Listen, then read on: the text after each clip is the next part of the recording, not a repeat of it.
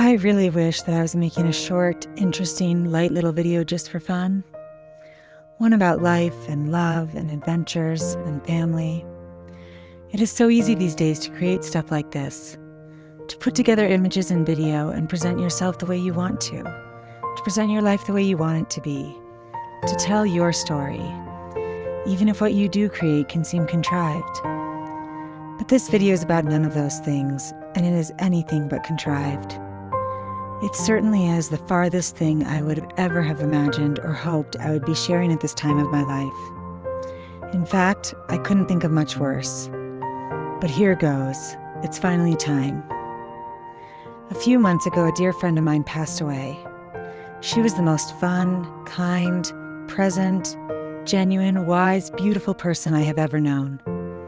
She was 43 years old, the mother of 3 amazing children, the forever love of her husband, and the favorite friend of everyone. She had breast cancer, twice. It finally took her in the end, but not before she shared her journey publicly. She was brave and vulnerable and resilient and raw and authentic. Watching her journey with cancer has been the most inspiring thing I have witnessed in my life. So as I returned home from her memorial service in Hawaii recently, I thought about the way she shared. It made her different from other people and exposed her wounds and sadness and struggles. But it also freed her to grow and expand. And for the rest of us, it allowed us to share in someone's humanity and realize we are not alone in our pain. For anyone who knew her, you knew. She had a remarkable way of making you feel supported and seen, even when she was the one who needed support. Her death really affected me for a lot of reasons. One of the main reasons why is that she was one person who understood what it is like to have a diagnosis come out of nowhere and totally turn your world upside down. So, this is not a video about the mountains or friends or skiing or travel or my work.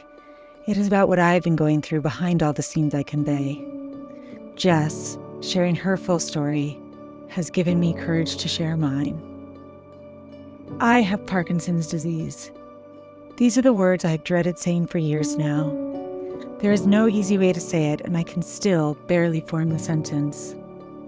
It is surreal and devastating and terrifying and shocking and confusing. And it is hard.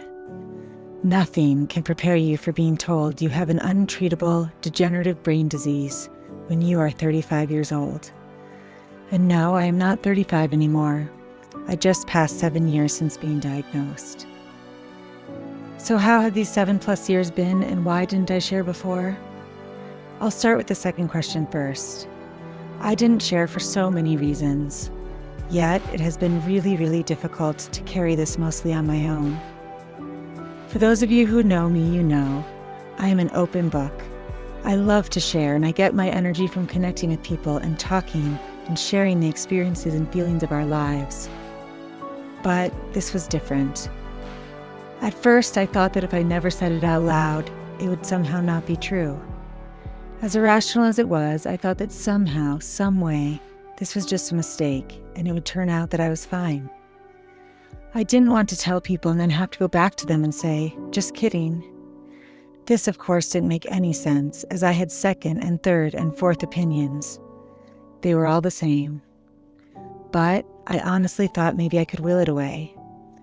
I also didn't tell people because I knew nothing about it, so I didn't know what to tell. Other than the fact that it is a horrible disease that is relentless, what was I going to say when people asked me questions?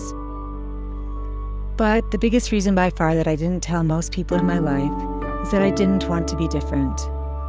I wanted to feel as normal as possible for as long as possible.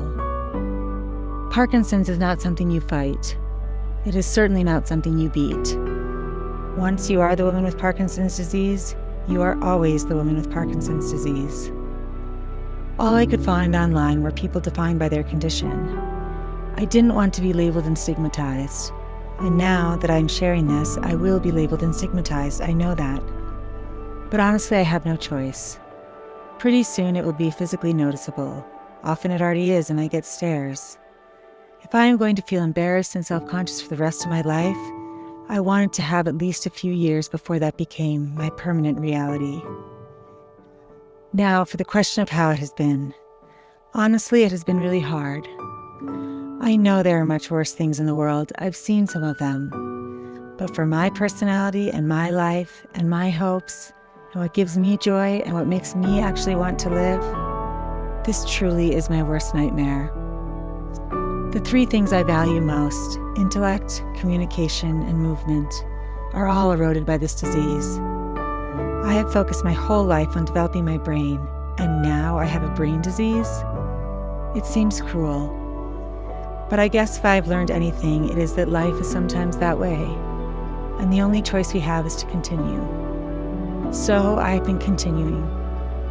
I've been prioritizing spending time with my partner, getting outside, loving my family, diving into my work, showing up for friends, having adventures, and on and on. So there it is. I may not have much positive to say about it yet, and it has certainly changed my life in every way imaginable. But I'm trying to hold on to as much of me as I possibly can for as long as I can. And I guess it is time to let you in on that journey.